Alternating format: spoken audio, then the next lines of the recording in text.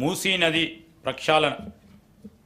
Musi river front development project మా ప్రభుత్వానికి అత్యంత ప్రాధాన్యం. ఈ ప్రాజెక్టులో భాగంగా మూసీ నది తీర ప్రాంతం పర్యావరణ వ్యవస్థను పునరుద్ధరించాలని భావిస్తున్నాం. ఈ ప్రాజెక్టు వలన సుమారు 110 చదరపు కిలోమీటర్లు పట్టణ ప్రాంతం పునర్జీవనం చెందుతుంది. అలాగే నది తీర ప్రాంతాల్లో క్రొత్త వాణిజ్య నివాస కేంద్రాలు వెలిసి పాత హెరిటేజ్ ప్రాంతాలను కొత్తదనాన్ని సంతరించుకుంటాయి. మూసీ నది పరివాహక ప్రాంత అభివృద్ధి ప్రాజెక్టు వల్ల జల నిర్వహణలో ఎదురయ్యే సంక్లిష్ట సమస్య పరిష్కరించుకోవచ్చు. పర్యావరణానికి నష్టం కలగని విధంగా మౌలిక సదుపాయాలను కల్పించుకోవచ్చు. ఈ ప్రాజెక్టులో రిక్రియేషన్ జోన్లు, పాదాచారుల జోనులు, పీపుల్స్ ప్లాజాలు, చిల్డ్రన్ థీమ్ పార్కులు, ఎంటర్టైన్మెంట్ జోన్లు అభివృద్ధి చేస్తాం. ఈ ప్రాజెక్టు యొక్క ముఖ్య లక్ష్యాలు ఆర్థిక కూడలి ఏర్పాటు, జీవన ప్రమాణాల పెరుగుదల, వారసత్వ సాంస్కృతిక సంపదను పరిరక్షించుకోవడం, నగర ప్రతిష్టను ఇనుమడింపజేయటం, పర్యాటక కేంద్రంగా తీర్చిదిద్దడం, పర్యావరణాన్ని మెరుగుపరచడం, మౌలిక సదుపాయాలని అభివృద్ధిపరచడం. ఈ లక్ష్యాలను సాధించే దిశగా ఇప్పటికే సామాజిక ఆర్థిక అనుభవ సర్వేను చేపట్టడానికి రెవెన్యూ శాఖలో 33 బృందాలను ఏర్పాటు చేశాం. మూసీ అభివృద్ధి లండన్ నగరంలో ఉన్న థేమ్స్ నది పరివాహక అభివృద్ధి తరహాలో జరుగుతుంది. ఈ మూసీ నది అభివృద్ధి అత్యంత ప్రతిష్టాత్మకంగా భవిష్యత్తులో దేశంలో అనుసరించదగిన అత్యుత్తమ మోడల్గా జరగాలనేది మా ప్రయత్నం, జరుగుతుందని మా ప్రగాఢ విశ్వాసం.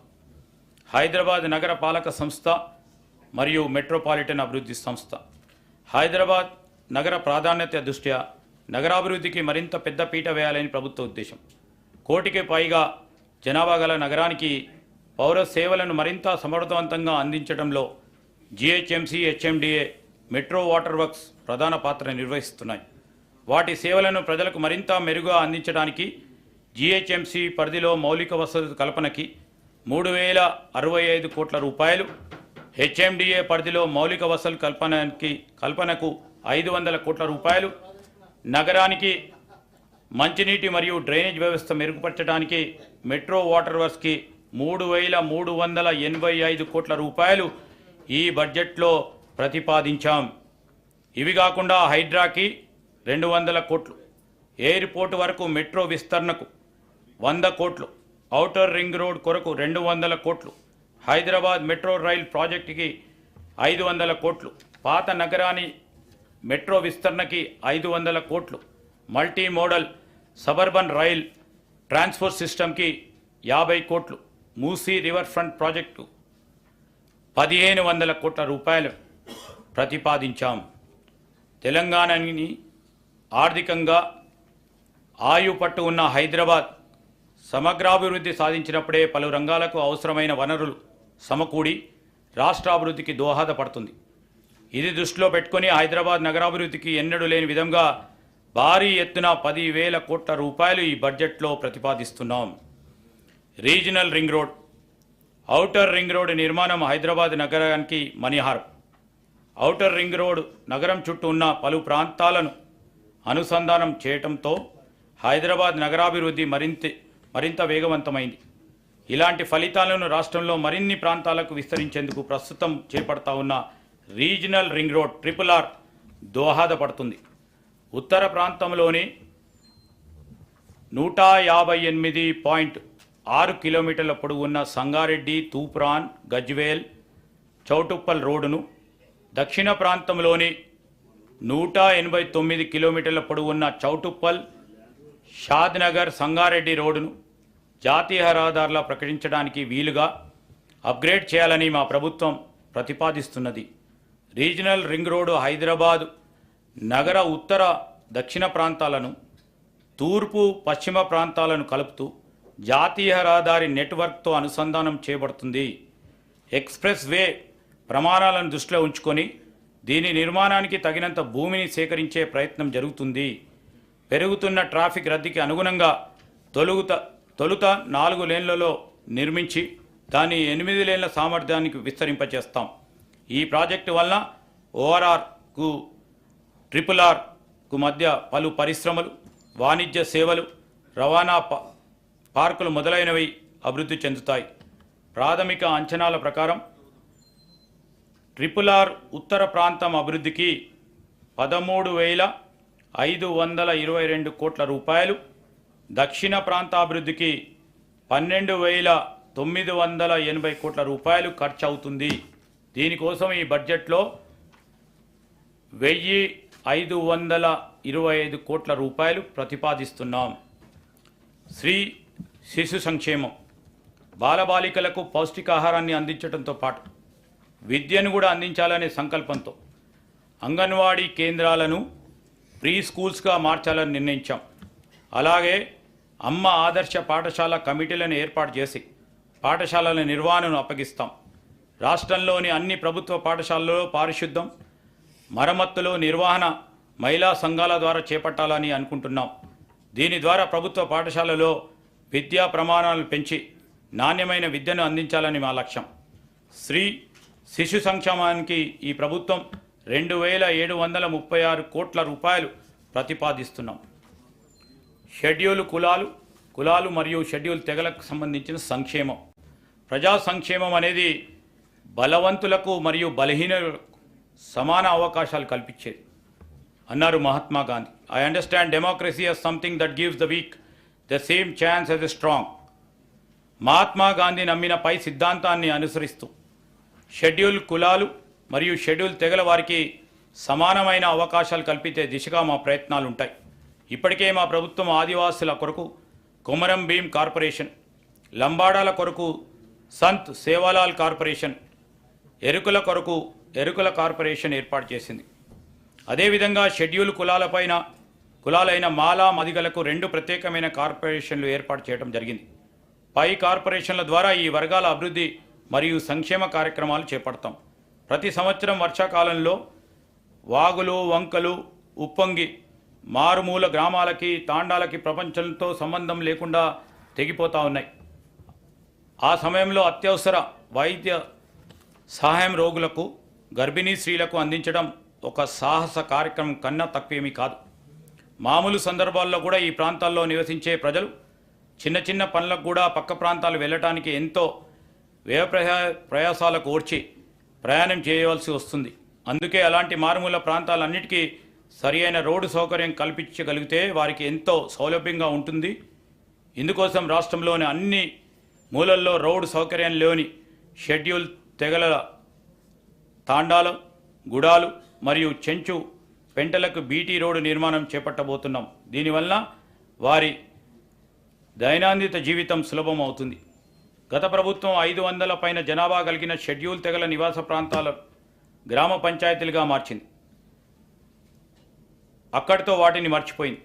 వాటికి అవసరమైన కనీస సదుపాయాలు ఇప్పటికీ లేవు.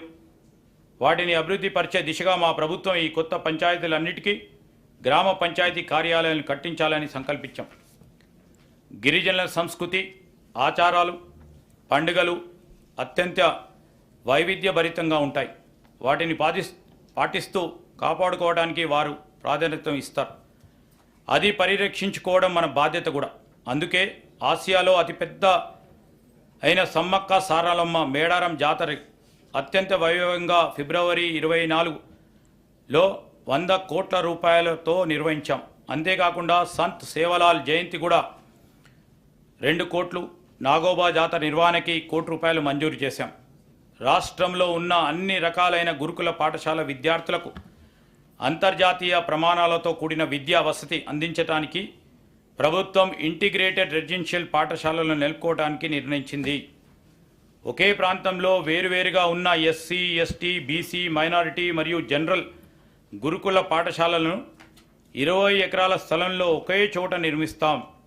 ఆ పాఠశాలలకు అంతర్జాతీయ ప్రమాణాలతో కూడిన అన్ని రకాల సౌకర్యాలు ఏర్పాటు చేస్తాం. దీనితో వివిధ వర్గాల విద్యార్థుల మధ్య సంఘీభావం మరియు స్నేహభావం పెరిగి అంతరాలు తొలగిపోయేందుకు ఆస్కారం ఏర్పడి అందరికీ అత్యున్నతమైన ప్రామాణిక విద్య అందుతుంది. షెడ్యూల్ తెగల అభివృద్ధికి చట్టపరంగా కేటాయించిన నిధులు ఖచ్చితంగా అందిస్తాం.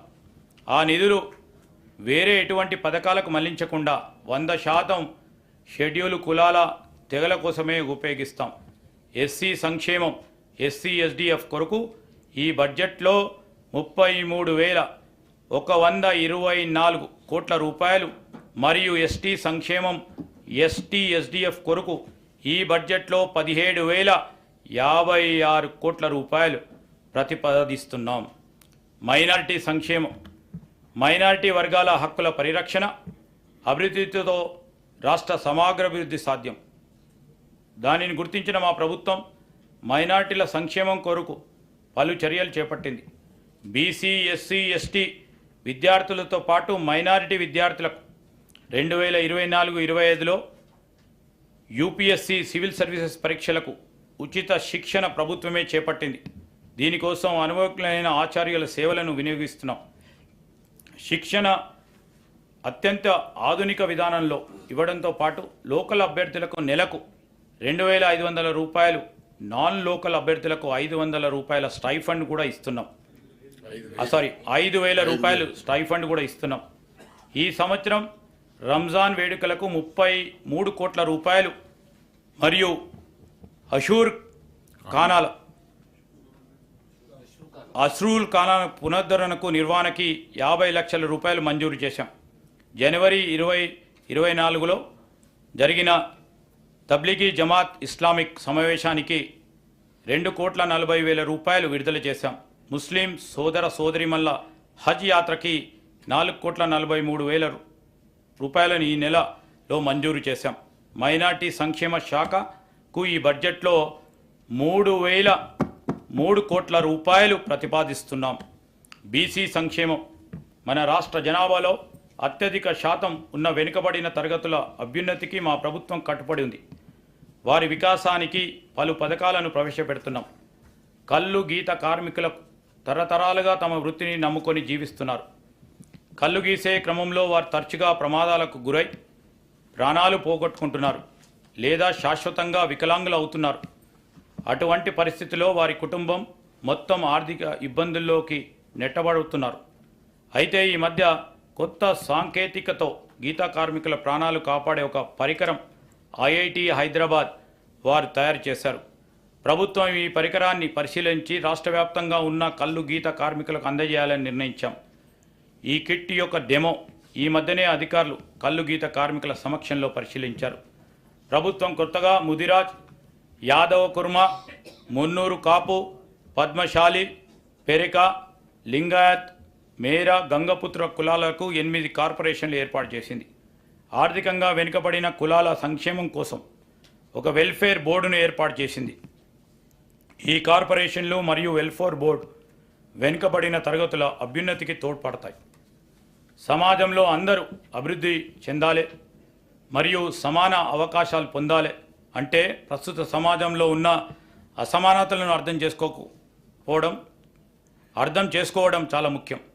అంతేకాకుండా కుల గణన ద్వారా ఒక మంచి మార్పు సమానత్వం వైపు తీసుకొని రావచ్చని మా పార్టీ నాయకులు శ్రీ రాహుల్ గాంధీ గారు తెలంగాణలో ప్రచారం చేస్తున్నప్పుడు అన్నారు. ఇటువంటి మార్పు తెలంగాణ నుంచి మొదలు కావాలని వారు ఆదేశించారు. దానికి అనుగుణంగా కాంగ్రెస్ పార్టీ ఎలక్షన్ మేనిఫెస్టోలో వెనుకబడిన తరగతుల కుల గణన చేపడతామని ప్రకటించింది. వెనుకబడిన తరగతులు, షెడ్యూల్ కులాలు మరియు షెడ్యూల్ తెగల జీవన ప్రమాణాన్ని సామాజిక, ఆర్థిక, విద్య మరియు రాజకీయ రంగంలో మెరుగుపరచడానికి అనుగుణంగా అనువైన పథకాల రూపకల్పనకు, నిధుల కేటాయింపులకు ఈ కుల గణన ప్రామాణికం అవుతుంది. మహాత్మా గాంధీ మరియు డాక్టర్ బిఆర్ అంబేద్కర్ గారు కలలు కన్న సామాజిక న్యాయం మరియు సమ్మిళిత వృద్ధి, ఇంక్లూజివ్ గ్రోత్ సాధించడానికి ఈ కుల గణన దోహద చేస్తుందని మా నమ్మిక. వెనుకబడిన తరగతుల సంక్షేమ శాఖకు ఈ బడ్జెట్లో 9,200 కోట్ల రూపాయలు ప్రతిపాదిస్తున్నాం. వైద్యం, ఆరోగ్యం. ప్రస్తుత ప్రభుత్వ వైద్య వ్యవస్థ ప్రజా అవసరాలకు ఏమాత్రం సరిపోవడం లేదు. పైపెచ్చు ఈ రంగం చాలా నిర్లక్ష్యానికి గురైంది. ప్రకటనలకే పరిమితమైన గత ప్రభుత్వం కనీసం ఈ రంగంలో పనిచేసే డాక్టర్లు, నర్సులు మరియు ఇతర ప్రభుత్వ కాంట్రాక్ట్ ఉద్యోగులకు సకాలంలో జీతాలు కూడా చెల్లించలేదు. ఉస్మానియా ఆసుపత్రి లాంటి ఘనచరిత్ర కలిగిన సంస్థని కూడా పూర్తిగా నిర్లక్ష్యం చేసింది. క్రొత్త మెడికల్ కాలేజీలు సాధించుకొచ్చామని చెప్పడం తప్ప వాటికి కావలసిన వనరులు వసతులు ఏమీ కల్పించలేదు. మా ప్రభుత్వం వైద్య ఆరోగ్యం రంగం బలోపేతం చేసే దిశగా దానిలో పనిచేసే ఉద్యోగులందరికీ ధైర్యం కల్పించేలా వారి వేతన బకాయిలన్నీ విడుదల చేశాం. మున్ముందు కూడా వారికి ప్రతి నెల సకాలంలో జీతాలు అందించి వారి పూర్తి సామర్థ్యాన్ని ప్రజాసేవకై వినియోగించేలా ప్రోత్సాహం చేస్తాం. అసంతృప్తిగా ఉన్న సూపర్ స్పెషాలిటీ హాస్పిటల్స్ మరియు ఇతర హాస్పిటల్స్, నర్సింగ్ కాలేజీలు, మెడికల్ కాలేజ్ నిర్మాణం పూర్తి చేస్తాం. కొత్త మెడికల్ కాలేజీకి అవసరమైన బోధనేతర సిబ్బందిని మంజూరు చేశాం. మా ప్రభుత్వం ఏర్పాటైన వెంటనే 6,956 మంది నర్సులకు నియామక ఉత్తర్వులు ఇచ్చాం. ప్రజలందరికీ సకాలంలో నాణ్యమైన ఆరోగ్య సేవలు సమర్థవంతంగా అందించాలనే లక్ష్యంతో తెలంగాణ ప్రభుత్వం సార్వజనిక ఆరోగ్య సంరక్షణ యూనివర్సల్ హెల్త్ కేర్ విధానానికి రూపకల్పన చేస్తూ కొన్ని ప్రత్యేక చర్యలు చేపట్టింది. ప్రజల ఆరోగ్య సంరక్షణ దిశగా అడుగులు వేస్తూ గతంలో కాంగ్రెస్ ప్రభుత్వం ప్రవేశపెట్టిన రాజీవ్ ఆరోగ్యశ్రీ పథకాన్ని మరింత పటిష్టపరిచాం. మా ప్రభుత్వం ఏర్పడగానే గతంలో ఉన్న 5 లక్షల కవరేజ్ పరిధిని 10 లక్షల రూపాయల వరకు పెంచాం. అంతేకాకుండా ప్రస్తుతం ఆరోగ్యశ్రీలో ఉన్న 1,672 చికిత్సలతో 1,375 చికిత్సలకు ప్యాకేజ్ ధరలను సగటున 20% పెంచాం. ఆరోగ్యశ్రీ పథకంలో కొత్తగా 163 వ్యాధులను చేర్స్తూ దాని పరిధిని విస్తరించాం. ఆధునిక సాంకేతిక పద్ధతుల ద్వారా ఆరోగ్య సేవలు పౌరులందరికీ అందుబాటులో తెచ్చేందుకు ప్రతి ఒక్కరికి ఒక ప్రత్యేక గుర్తింపు సంఖ్యను కలిగిన డిజిటల్ హెల్త్ ప్రొఫైల్ కార్డును జారీ చేసే విధానాన్ని త్వరలో ప్రవేశపెడుతున్నాం. ప్రభుత్వం ప్రారంభించే ఈ కొత్త డిజిటల్ పద్ధతి వల్ల చెల్లాచెదురుగా అనేక చోట్ల ఉన్న పౌరుని ఆరోగ్య సంబంధ సమాచారం ఒకే చోట లభ్యం అవుతుంది. తద్వారా సులభంగా రోగ నిర్ధారణ చేసి వారికి సత్వర చికిత్స ప్రారంభించడానికి వీలవుతుంది. అంతేకాక దశల వారీగా దంత, నేత్ర, చెవి, ముక్కు, గొంతు మరియు మానసిక రోగ సంరక్షణ వాటికి సంబంధించిన పరీక్షలు ప్రజలకు అందుబాటులోకి తీసుకొస్తాం. వైద్య మరియు ఆరోగ్య శాఖకి ఈ బడ్జెట్లో 11,468 కోట్ల రూపాయలు ప్రతిపాదిస్తున్నాం. విద్యుత్ రంగం, వ్యవసాయ, పారిశ్రామిక రంగంలోని వినియోగదారులతో పాటు అన్ని వర్గాల వినియోగదారులకు నాణ్యమైన విద్యుత్తును నిరంతరాయంగా అందించాలన్నది ప్రభుత్వ ప్రధాన ధ్యేయం. గత ప్రభుత్వం ఆర్థిక క్రమశిక్షణ రాహిత్యానికి బలైన విద్యుత్ సంస్థలను గాడిలో పెడుతూ తీవ్ర వేసవి కాలంలో కూడా రోజుకు 24 గంటలు నిరంతరాయంగా విద్యుత్తును అందించాం. విద్యుత్ సరఫరా విషయంలో ప్రజలను తప్పుదోవ పట్టించడానికి ప్రతిపక్షాలు ప్రయత్నించినా ప్రజలు వాస్తవాలు గ్రహించారు. శరవేగంగా పెరుగుతున్న రాష్ట్ర విద్యుత్ డిమాండ్ను దృష్టిలో పెట్టుకొని ట్రాన్స్మిషన్ నష్టాలు తగ్గించి నెట్వర్క్ బలోపేతం చేయడంలో భాగంగా ఈ ఆర్థిక సంవత్సరంలో 11 కొత్త ఈహెచ్టీ ఎక్స్ట్రా హై టెన్షన్ సబ్స్టేషన్ల నిర్మాణం మరియు 31 extra high tension power EHV voltage power ట్రాన్స్ఫార్మర్ల సామర్థ్య పెంపు కోసం 3,017 కోట్ల రూపాయల పెట్టుబడులతో ప్రణాళిక సిద్ధం చేయడం జరిగింది. రాష్ట్రంలో భౌగోళిక అనుకూలతల గల ప్రదేశాల్లో స్టోరేజ్ ప్లాంట్లను ఏర్పాటు చేయడానికి చర్యలు తీసుకుంటున్నాం. కాలుష్య నివారణ చర్యలో భాగంగా ప్రభుత్వం విద్యుత్ వాహనాలను ప్రోత్సాహం చేస్తుంది. ప్రస్తుతం ఉన్న 450 విద్యుత్ వాహనాల ఛార్జింగ్ స్టేషన్లు ఉండగా అదనంగా గ్రేటర్ హైదరాబాద్లో 100 స్టేషన్లను ఏర్పాటు చేయడానికి అవసరమైన చర్యలు తీసుకుంటాం. ప్రజలకు ఛార్జింగ్ సౌకర్యాలను సులభంగా అందుబాటులోకి తీసుకురావడానికి టీజీఈవి మొబైల్ యాప్ను కూడా ఏర్పాటు చేస్తున్నాం. రాష్ట్ర విద్యుత్ వినియోగ అవసరాల దృష్ట్యా 2030 సంవత్సరం వరకు కావాల్సిన విద్యుత్ ఉత్పత్తికి తగిన ప్రణాళికలు తయారు చేస్తున్నాం. సాంప్రదాయేతర మరియు కాలుష్య రహిత విద్యుత్ ఉత్పత్తికి ప్రాధాన్యత ఇస్తూ ఒక నూతన ఎనర్జీ పాలసీని తీసుకొని వస్తాం. మన రాష్ట్ర అవసరాలకు మాత్రమే సరిపోయే విధంగా కాకుండా మిగులు విద్యుత్ సాధించడానికి ఈ పాలసీలో తగిన ప్రణాళిక ఉంటుంది. పర్యావరణానికి పరిరక్షిస్తూ సుస్థిరత అభివృద్ధిని సాధించడం ప్రస్తుత ప్రభుత్వ ధ్యేయం. తదనుగుణంగా మేము తీసుకొచ్చే నూతన విద్యుత్ విధానంలో సౌరశక్తి రంగానికి ప్రాధాన్యత ఇస్తూ భవిష్యత్తులో కూడా కాలుష్య రహిత విద్యుత్ సాధనలో అగ్రగామిగా నిలవడానికి కృషి చేస్తున్నాం. ట్రాన్స్కో మరియు డిస్కామ్లకి బడ్జెట్లో 16,410 కోట్ల రూపాయలు ప్రతిపాదిస్తున్నాం. అడవులు, పర్యావరణం. తెలంగాణ రాష్ట్రంలో విస్తారమైన అటవీ సంపద ఉంది. ఎన్నో సుందర జలపాతాలు, వన్యజీవులు, డ్యామ్లు, ఆనకట్టలు, జలాశయాలు ఉన్నాయి. ప్రస్తుతం ఉన్న అడవులను పరిరక్షించుకుంటూ వాటిని మరింత విస్తృతపరిచి అటవీ వైశాల్యాన్ని పెంచుకోవాల్సిన అవసరం ఉంది. రాష్ట్రంలో అటవీ పరిరక్షణకు అభివృద్ధికి దోహదపడే విధంగా ఈకో టూరిజం, పర్యావరణ పర్యాటకంను పెంపొందించాలని నిర్ణయించాం.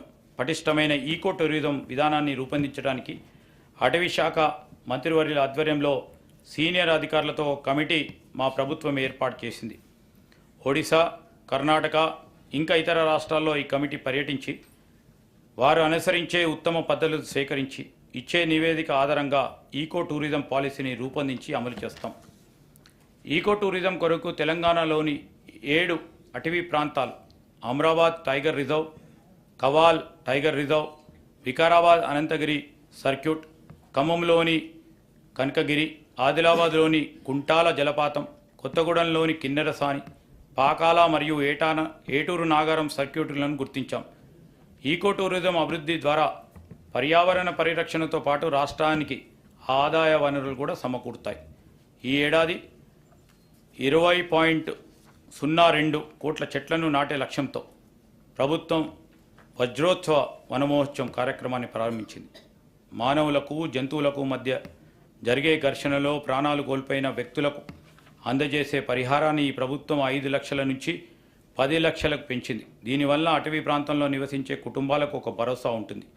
అడవులు మరియు పర్యావరణ శాఖకి ఈ బడ్జెట్లో 1,064 కోట్ల రూపాయలు ప్రతిపాదిస్తున్నాం. పరిశ్రమలు, ఇన్ఫర్మేషన్ టెక్నాలజీ. తెలంగాణ నైపుణ్యాభివృద్ధి విశ్వవిద్యాలయం ప్రపంచవ్యాప్తంగా ఉన్న పెట్టుబడిదారులను ఆకర్షించే అగ్రగామి గమ్యస్థానంగా తెలంగాణ తీర్చిదిద్ది స్థానికంగానూ విశ్వవ్యాప్తంగానూ సులభంగా ఉద్యోగాలు పొందడానికి కావలసిన ప్రపంచ స్థాయి నైపుణ్యాన్ని తెలంగాణ యువకుల్లో పెంపొందించాలని ప్రభుత్వ లక్ష్యం. ఈ ధ్యేయంతోనే తెలంగాణ ప్రభుత్వం ప్రస్తుత ఆర్థిక సంవత్సరంలో హైదరాబాదులో పబ్లిక్ ప్రైవేట్ భాగస్వామ్యంతో తెలంగాణ నైపుణ్య విశ్వవిద్యాలయం స్థాపించి నడిపించాలని నిర్ణయించింది. ఈ విశ్వవిద్యాలయంలో 17 వివిధ పరిశ్రమలకు అవసరమైన నైపుణ్యాలను నేర్పే సర్టిఫికెట్, డిప్లొమా, డిగ్రీ కోర్సులు ప్రారంభమవుతాయి. నేరుగా పరిశ్రమలతో అనుసంధానింపబడి అధ్యయన ఆచరణల మధ్య అంతరం లేని విధంగా ఉద్యోగార్జననే ఏకైక లక్ష్యంగా ఈ కోర్సుల బోధనాంశాలకు రూపకల్పన చేస్తాం. కృత్రిమ మేధో పరిజ్ఞానం, ఆర్టిఫిషియల్ ఇంటెలిజెన్స్. తెలంగాణ కృత్రిమ మేధో పరిజ్ఞాన రంగంలో ఎంతో ప్రగతిని సాధించింది. ఈ రంగాన్ని మరింత బలోపేతం చేయడానికి హైదరాబాద్ను ఈ రంగంలో అగ్రగామిగా తీర్చిదిద్దడానికి ప్రణాళికలు సిద్ధం చేస్తున్నాం. మన నగరం భవిష్యత్తులో AI, ఆర్టిఫిషియల్ ఇంటెలిజెన్స్, కంప్యూటర్ పరికరాలతో అత్యాధునిక కృత్రిమ మేధ పరిజ్ఞాన పరిశోధక కేంద్రంగా రూపొందింపబడుతుంది.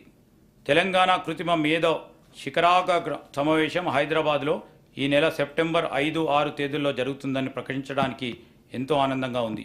కృత్రిమ మేధ పరిజ్ఞానం అందరికీ ఉపయోగపడాలి. Making AI work for everyone అనే ప్రధాన అంశంగా జరిగే ఈ సమావేశంలో ప్రపంచవ్యాప్తంగా నిపుణులు, ప్రభావశీలురు మొదలైన వారు 2,000 మంది హాజరవుతారు. ఈ సమావేశం AI రంగంలోనే తెలంగాణ యొక్క పురోగతికి చాలా దోహదపడుతుంది. Fibre grid. తెలంగాణలో ఇంకా ఫైబర్ గ్రిడ్ సౌకర్యం లేని మారుమూల ప్రాంతాలను దాన్ని విస్తరింపజేస్తాం. దీనివల్ల ఈ ప్రాంతాల్లో ఇంటర్నెట్ మరియు కేబుల్ నెట్వర్క్ సౌకర్యాలు అందుబాటులోకి వచ్చి స్థానిక ప్రజలకే కాకుండా అక్కడికి వచ్చే పర్యాటకులకు కూడా సౌలభ్యంగా ఉంటుంది. ఈకో టూరిజం అభివృద్ధికి కూడా ఈ ఫైబర్ గ్రిడ్ దోహదపడుతుంది. నిజాం షుగర్ లిమిటెడ్ అభివృద్ధి. ఒకప్పుడు తెలంగాణకు గర్వకారణంగా ఉన్న నిజాం షుగర్ లిమిటెడ్ పలు రకాల ఒడిదుడుకులకు కారణంగా మూతపడింది. దీన్ని ఇప్పటివరకు కూడా ఎవరు పట్టించుకోలేదు. దాన్ని పునరుద్ధరించడానికి ఏమాత్రం ఆసక్తి చూపట్లేదు. కానీ మా ప్రభుత్వం వచ్చిన వెంటనే మేమిచ్చిన మాట ప్రకారం నిజాం షుగర్ లిమిటెడ్ పునరుద్ధరణకు జనవరి 2024లో ఒక కమిటీని నియమించాం. త్వరలోనే తెలంగాణ ప్రజల చిరకాల స్వప్నమైన నిజాం షుగర్ లిమిటెడ్ను తిరిగి ప్రారంభిస్తాం. చేనేత రంగం మన చేనేతనన్నలకు నేసే ఒక్కొక్క వస్త్రం ఒక కళాఖండం. గతంలో ఎంతో ప్రభావం కలిగిన ఈ రంగం తక్కువ ధరలతో తక్కువ సమయంలో ఎక్కువ వస్త్రాలు తయారు చేసే పవర్లూమ్ ఫ్యాక్టరీలతో పోటీ పడలేక దిగాలు పడింది. ఈ రంగానికి చేయూతనిచ్చి ఆదుకోకపోతే మన చేనేత కళలు శాశ్వతంగా అంతరించిపోయే ప్రమాదం ఉంది. మా ప్రభుత్వం అందుకే చేనేత రంగం పునర్జీవనానికి చర్యలు చేపట్టింది. ప్రభుత్వం శాఖలకి ఇతర ప్రభుత్వ సంస్థలకి అవసరమైన వివిధ వస్త్రాలకు అనగా విద్యార్థులకు ఇచ్చే స్కూల్ యూనిఫాములు, ఆసుపత్రిలో ఉపయోగపడే బెడ్షీట్లు లాంటివి తెలంగాణ చేనేత సహకార సంస్థ ద్వారానే మన స్థానిక నేతన్నల నుండే సేకరించాలని నిర్ణయించాం. గత 7 సంవత్సరాలుగా తెలంగాణలో Indian institute of handloom technology ఏర్పాటు విషయంలో పెండింగ్లో ఉంది. మా ప్రభుత్వ ప్రయత్నం వల్ల ఇటీవలనే ఈ ఇన్స్టిట్యూట్ ఏర్పాటుకి కేంద్ర ప్రభుత్వం అంగీకరించిందని తెలియజేయడానికి ఎంతో సంతోషిస్తున్నాం. అంతేకాకుండా మన రాష్ట్రంలో ఒక centre of excellence for technical textiles ఏర్పాటుకు కూడా కేంద్ర ప్రభుత్వంతో సంప్రదింపులు జరుపుతున్నాం. ఈ ప్రతిష్టాత్మక సంస్థల ఏర్పాటు మన రాష్ట్ర చేనేత రంగ అభివృద్ధికి ఎంతోగానో తోడ్పడుతుంది. పరిశ్రమల శాఖకి ఈ బడ్జెట్లో 2762 కోట్ల రూపాయలు ప్రతిపాదిస్తున్నాం. ఇన్ఫర్మేషన్ టెక్నాలజీ శాఖకి ఈ బడ్జెట్లో 774 కోట్ల రూపాయలు ప్రతిపాదిస్తున్నాం. నీటి పారుదల రంగం రాష్ట్రంలో ఈనాటి వరకు 34 భారీ 39 మధ్యతర మొత్తం 73 నీటి పారుదల ప్రాజెక్టులను చేపట్టడం జరిగింది. వాటిలో 42 ప్రాజెక్టులను 10 భారీ మరియు 32 మధ్యతర పూర్తి చేయడం జరిగింది. ప్రస్తుతం 24 భారీ మరియు 7 మధ్యతర మొత్తం 31 ప్రాజెక్టులు నిర్మాణంలో ఉన్నాయి. గత ప్రభుత్వం కాళేశ్వరం ప్రాజెక్టు నిర్మాణంలో తీసుకున్న తొందరపాటు నిర్ణయాలు, డిజైన్లో లోపాలు, నాణ్యత రహితంగా చేసిన నిర్మాణాలు ఈ ప్రాజెక్టు భవిష్యత్తు ప్రశ్నార్థకరంగా చేశాయి. ఈ ప్రాజెక్టు గురించి చేసిన ఆర్భాట ప్రచారంతో రైతులు దీనిపై ఎన్నో ఆశలు పెట్టుకున్నారు. కానీ కొద్ది కాలంలోనే ఈ ప్రాజెక్టు ఒక డొల్లాతనం బయటపడి రాష్ట్రమంతా దిగ్భ్రాంతి గురైంది. ఈ ప్రాజెక్టులో జరిగిన అవకతవకలను గుర్తించి తగిన చర్యలు సూచించేందుకు విచారణ కమిటీని నియమించాం. ఈ న్యాయ విచారణ కమిటీ ఇచ్చిన నివేదిక ఆధారంగా తదుపరి చర్యలు తీసుకోవడం జరుగుతుంది. ఈ ప్రాజెక్టుపై ఇప్పటికే ఖర్చు పెట్టిన వేల కోట్ల ప్రజాధనం వృధా అవ్వకుండా ప్రాజెక్టును కాపాడటానికి నేషనల్ డ్యామ్ సేఫ్టీ అథారిటీ వారి సూచనలకు అనుగుణంగా చర్యలు తీసుకుంటాం. గత ప్రభుత్వం చివరి దశ నిర్మాణంలో ఉన్న చాలా ప్రాజెక్టులను కూడా పూర్తి చేయకుండా నిర్లక్ష్యం వహించింది. దీనివల్ల ఎంతో ప్రజాధనం ఖర్చు అయి కూడా ప్రజా అవసరాలను తీర్చడానికి ఇవి వినియోగంలోకి రాలేదు. మా ప్రభుత్వం తుది దశలో ఉన్న ఇలాంటి ప్రాజెక్టులను మరియు ఆయకట్టు తక్షణం పెంపొందించే 6 ప్రాజెక్టులను కూడా ఈ ఆర్థిక సంవత్సరంలో మరియు 12 ప్రాజెక్టులను వచ్చే ఆర్థిక సంవత్సరంలో పూర్తి చేయడానికి నిర్ణయించాం. రాష్ట్రంలో ఇప్పటికే ఉన్న భారీ, మధ్యతర మరియు చిన్న ప్రాజెక్టుల నిర్వహణ కూడా గత 10 ఏళ్లలో జరగకపోవటం వల్ల ఈ ప్రాజెక్టుల సామర్థ్యానికి అనుగుణంగా ప్రజలకు మేలు జరగలేదు. అవి అలాగే వదిలేస్తే మన జాతీయ సంపదగా భావించే ప్రాజెక్టులు నిరుపయోగంగా అవుతాయి. అందుకే మా ప్రభుత్వం ప్రాజెక్టుల నిర్వహణ మరియు మరమ్మతులను కూడా తగిన సమయంలో చేపట్టడానికి నిశ్చయించాం. నీటి పారుదల శాఖకి ఈ బడ్జెట్లో 22,301 కోట్ల రూపాయలు ప్రతిపాదిస్తున్నాం. విద్యారంగం నాణ్యమైన విద్య అత్యుత్తమ భవిష్యత్తుకు పునాది. A good education is a foundation for a better future. ఇది అక్షర సత్యం. రాష్ట్రంలో విద్యారంగం మరింత పటిష్టపరిచి బలోపేతం చేసే దిశగా మా ప్రభుత్వం పాఠశాలలు మరియు కళాశాలలో విద్యా ప్రమాణాలను పెంచి వాటికి కావాల్సిన వసతులు కూడా సమకూరుస్తాం. మొదటి అడుగుగా పాఠశాలలో ఉన్న ఉపాధ్యాయ ఖాళీలను భర్తీ చేయడానికి నిర్ణయించి 11,062 పోస్టులతో ఒక మెగా డిఎస్సిని ఇప్పటికే నోటిఫై చేశాం. దానికి సంబంధించిన పరీక్షలు జూలై 18, 2024 నాడు ప్రారంభమై ఇంకా జరుగుతున్నాయి. దీనివల్ల పాఠశాలలో ఉపాధ్యాయుల సంఖ్య విద్యార్థుల సంఖ్యకు అనుగుణంగా పెరుగుతాయి. నాణ్యమైన విద్య మన ప్రభుత్వ పాఠశాలలో చదివే పేద మధ్య తరగతి విద్యార్థులకు అందుతుంది. గత ప్రభుత్వం విశ్వవిద్యాలయ స్వయం ప్రతిపత్తిని కాలరాసింది. వాటికి చాలా కాలం పూర్తి కాలపు వైస్ ఛాన్సలర్ నియమించకుండా ఇన్ఛార్జీల నియామకంతో కాలం గడిపింది. దీనివల్ల విశ్వవిద్యాలయాల పాలన మరియు విద్యా వ్యవస్థ అస్తవ్యస్తమైంది. మా ప్రభుత్వం ఇటీవల పూర్తి కాలపు వైస్ ఛాన్సలర్ నియమించడానికి సెర్చ్ కమిటీలను నియమించాం. త్వరలోనే ఈ నియామకాలు పూర్తి చేస్తాం. విశ్వవిద్యాలయాల్లో మౌలిక సదుపాయాల కల్పనకు 500 కోట్ల నిధులను ప్రతిపాదిస్తున్నాం. దీనిలో 100 కోట్లు ఉస్మానియా విశ్వవిద్యాలయం మౌలిక వసతులకు, మరో 100 కోట్లు మహిళా విశ్వవిద్యాలయ మౌలిక వసతులకు ప్రతిపాదించాం. మిగతా నిధులు కాకతీయ మరియు ఇతర విశ్వవిద్యాలయాల మౌలిక సదుపాయాల కల్పనకు ప్రతిపాదిస్తున్నాం. సంపద వల్ల మాత్రమే సమర్థత రాదు, కానీ సమర్థత వల్ల సంపద మరియు మిగతావన్నీ కూడా సంతృప్తిని కలిగిస్తాయి. ఇది వ్యక్తులకైనా సమాజానికైనా సమానంగా వర్తిస్తుంది.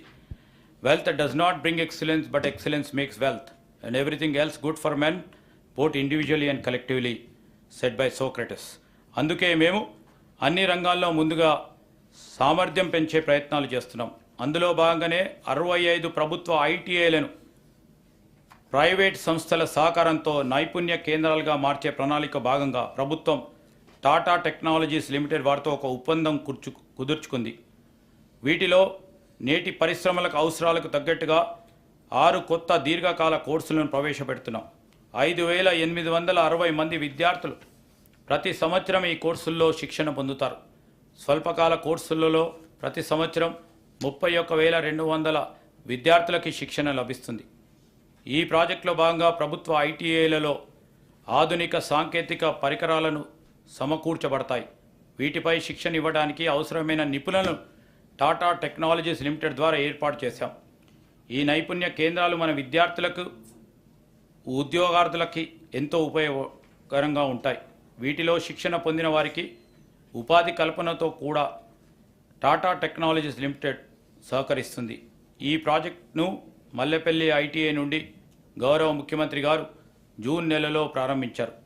పబ్లిక్ ప్రైవేట్ భాగస్వామ్యంతో జరుగుతున్న ఈ ప్రాజెక్ట్ అయ్యే మొత్తం ఖర్చు 2,324 కోట్ల రూపాయలు. దీనిలో ప్రభుత్వం చెల్లించాల్సిన మొత్తం 300.95 కోట్ల రూపాయలు. మిగిలిన మొత్తాన్ని టాటా సంస్థల వారు వారి సిఎస్ఆర్ కార్యక్రమం నిధుల నుంచి సమకూరుస్తారు. ఈ బడ్జెట్లో ఈ ప్రాజెక్టుకి 300 కోట్ల రూపాయలు ప్రతిపాదిస్తూ ఉన్నాం. విద్యారంగానికి ఈ బడ్జెట్లో 21,292 కోట్ల రూపాయలు ప్రతిపాదిస్తూ ఉన్నాం. శాంతి భద్రతల పరిరక్షణ ప్రజల ప్రశాంతతకు మరియు రాష్ట్రాభివృద్ధికి అత్యవసరమైన అంశం. అభద్రతా భావంతో వాతావరణంలో పెట్టుబడి పెట్టడానికి అంతర్జాతీయ సంస్థలు ఆసక్తి చూపించవు. టెక్నాలజీ అభివృద్ధితో నేర ప్రవృత్తి పలు రూపాలు దాల్చింది. సాధారణ నేరాలు అరికట్టడంతో పాటు వైట్ కాలర్ క్రైమ్స్, సైబర్ నేరాలు అరికట్టడం పోలీస్ వ్యవస్థకు పెద్ద సవాలుగా మారింది. నేరస్తులను ధీటుగా ఎదుర్కొని నేర నివారణకు పోలీస్ వ్యవస్థను బలోపేతం చేయడానికి సైబర్ సెక్యూరిటీ విభాగానికి అవసరమైన వాహనాలను ఇప్పటికే ప్రభుత్వం అందజేసింది. నేరాలను ఛేదించేందుకు ఆధునిక నేర పరిశోధనలో పోలీసులకు శిక్షణ ఇస్తున్నాం. సైబర్ క్రైమ్ ఫిర్యాదులను నమోదు చేయడానికి ఇంతకుముందు ప్రజలకు కేవలం 4 సైబర్ క్రైమ్ పోలీస్ స్టేషన్లు మాత్రమే సదుపాయం ఉండేది. కానీ మా ప్రభుత్వం ఈ ఫిర్యాదులన్నీ రాష్ట్రంలోని అన్ని పోలీస్ స్టేషన్లలో నమోదు చేసుకునేలా అవకాశం కల్పించాం. ఆన్లైన్లో సైబర్ క్రైమ్ ఫిర్యాదులు నమోదు చేసుకోవడానికి వెబ్సైట్ మరియు టోల్ ఫ్రీ నెంబర్కు విస్తృతంగా ప్రచారాన్ని కల్పిస్తున్నాం. CrPC, IPC, Indian evidence act స్థానంలో కేంద్ర ప్రభుత్వం ప్రవేశపెట్టిన కొత్త చట్టాలపై సరైన అవగాహన కొరకు సమర్థవంతంగా విధి నిర్వహణ కొరకు పోలీస్ సిబ్బందికి శిక్షణా తరగతులు నిర్వహించాం. మాదక ద్రవ్యాలపై ఉక్కుపాదం. మాదక ద్రవ్యాల వినియోగం చాలా ప్రమాదకరం. యువత దీని బారిన పడినప్పుడు దేశ భవిష్యత్తుకే ప్రశ్నార్థకరం అవుతుంది. మా ప్రభుత్వం ఈ సమస్యను గ్రహించి అధికారంలోకి వచ్చినప్పటి నుంచి మాదక ద్రవ్యాల నియంత్రణకు ఒక జీరో టాలరెన్స్ పద్ధతిని అనుసరిస్తుంది. మాదక ద్రవ్యాల రవాణా, పంపిణీ, వినియోగాలపై ఉక్కుపాదం మోపే రాష్ట్ర ప్రజలు, అందులో ముఖ్యంగా విద్యార్థులు ఈ మహమ్మారి నుండి కాపాడటానికి వివిధ చర్యలను మా ప్రభుత్వం తీసుకుంటుంది. మాదక ద్రవ్యాల రవాణా మరియు వినియోగం చేస్తూ పట్టుబడిన వారు ఎంతటి గొప్పవారైనా పలుకుబడి ఉన్నవారైనా ఉపేక్షించవద్దని అధికారులకు స్పష్టమైన ఆదేశాలు ఇచ్చాం. తెలంగాణ మాదక ద్రవ్య నిరోధక సంస్థ టీజీ న్యాబ్ని బలోపేతం చేసి ఆ బ్యూరోను తగిన సౌకర్యాలు కల్పించాం. ఇటీవలనే ఈ బ్యూరోకు అంతర్జాతీయ మారక ద్రవ్యాల మూటా కార్యక్రమాల గుట్టును రట్టు చేసింది. అన్ని పోలీస్ స్టేషన్ల పరిధిలోని విద్యా సంస్థలను స్థానిక పోలీసులు పరిశీలించేటట్లు, మాదక ద్రవ్యాల నిర్మూలనపై విద్యార్థులకు అవగాహన కల్పించేటట్లు కార్యాచరణ చేపట్టాం. విద్యా సంస్థలో మాదక ద్రవ్యాల కట్టడికి యాంటీ డ్రగ్ కమిటీస్ని ఏర్పాటు చేసి 4137 విద్యార్థులను యాంటీ డ్రగ్ సోల్జర్స్గా నియమించాం. మాదక ద్రవ్యాల వల్ల జరిగే హాని పట్ల ప్రజల్లో అవగాహన కలిగించడానికి సినీ రంగ ప్రముఖుల సహకారాన్ని తీసుకుంటున్నాం. మాదక ద్రవ్యాల సంబంధించిన కేసుల పరిష్కారానికి ప్రత్యేక కార్యాచరణ రూపొందిస్తున్నాం. దీనివల్ల నిందితులకు త్వరితగతిన శిక్షలు పడి మాదక ద్రవ్య సంబంధిత కార్యక్రమాలకు పాల్పడే వారికి జంకు కలుగుతుంది. తెలంగాణలోని విద్యార్థుల తల్లిదండ్రులకు తమ పిల్లలు డ్రగ్స్ నుండి దూరంగా సురక్షితంగా ఉన్నారనే భరోసా కల్పించడానికే మా ప్రభుత్వ ధ్యేయం. మా ప్రభుత్వం తెలంగాణ రాష్ట్రాన్ని మాదక ద్రవ్య రహిత రాష్ట్రంగా, డ్రగ్స్ ఫ్రీ స్టేట్ చేస్తామని వాగ్దానం చేస్తుంది. హోంశాఖకి ఈ బడ్జెట్లో 9,564 కోట్ల రూపాయలు ప్రతిపాదిస్తున్నాం. రోడ్లు మరియు భవనాలు. ఆధునిక ప్రపంచంలో రహదారులే ఆర్థిక వృద్ధికి జీవనాడులు. అందుకే తెలంగాణలో సమగ్ర రహదారుల పాలసీ తయారు చేస్తున్నాం. దీనిలో భాగంగానే ప్రతి గ్రామ పంచాయతీ నుంచి మండల కేంద్రానికి తార్ రోడ్ వేయడం, మండల కేంద్రం నుంచి జిల్లా కేంద్రానికి 2 లైన్ల రహదారుల నిర్మాణం, జిల్లా కేంద్రం నుంచి రాజధానికి అనుసంధానించే విధంగా హైవేల నిర్మాణం చేయడం ఈ పాలసీ యొక్క ముఖ్య ఉద్దేశం. గత దశాబ్ద కాలంగా అపరిష్కృతంగా ఉన్న కంటోన్మెంట్లోని రోడ్డు విస్తరణకు మరియు ఎలివేటెడ్ కారిడార్ల నిర్మాణానికి మా ప్రభుత్వం ప్రాధాన్యతనిచ్చి రక్షణ శాఖ వారితో సంప్రదించి దానికి కావాల్సిన భూమి బదిలీకి వారి ఆమోదాన్ని కూడా పొందడం జరిగింది. నిజంగా ఇది హైదరాబాద్ మరియు రాష్ట్ర ప్రజలకు ఒక శుభవార్త. రోడ్లు మరియు భవనాల శాఖకి ఈ బడ్జెట్లో 5,790 కోట్ల రూపాయలను ప్రతిపాదిస్తున్నాం. గౌరవ అధ్యక్ష, చివరగా మహాత్మా గాంధీ గారు మాటలు నేను ఈ గౌరవ సభకి గుర్తు చేయాలనుకుంటున్నాను. మనం చేసే పనులకు చేయగలిగే సామర్థ్యానికి ఉన్న అంతరం ప్రపంచంలోని సమస్యలన్నిటికీ పరిష్కరించుకోవడానికి సరిపోతుంది. The difference between what we do and what we are capable of doing would solve most of the world's problem. మనకెంతో సామర్థ్యం ఉండి కూడా మనం దాన్ని 100% వినియోగించం. ప్రజల కష్టాలను తీర్చాలనే మహోన్నత సంకల్పం ఉంటే మన శక్తిని పూర్తిగా ఉపయోగించడానికి అది ఉపకరిస్తుంది. ఈ స్ఫూర్తితో మా ప్రభుత్వం పనిచేస్తుంది. 2024-25 బడ్జెట్ అంచనాలు. 2024-25 ఆర్థిక సంవత్సరానికి మొత్తం వ్యయం 2,91,159 కోట్ల రూపాయలు. రెవెన్యూ వ్యయం 2,20,945 కోట్లు. మూలధనం వ్యయం 33,487 కోట్లు కాగా ప్రతిపాదిస్తున్నాం. 2024-25 సంవత్సరానికి బడ్జెట్ ప్రతిపాదనలు సభ ఆమోదం కోసం ప్రవేశపెడుతున్నాను. జై హింద్, జై Telangana. The annual financial statement budget for the year 2024-2025 has been presented to the House. Now the House is adjourned to meet again at 10 a.m. on Saturday, the 27th July 2024. Thank you.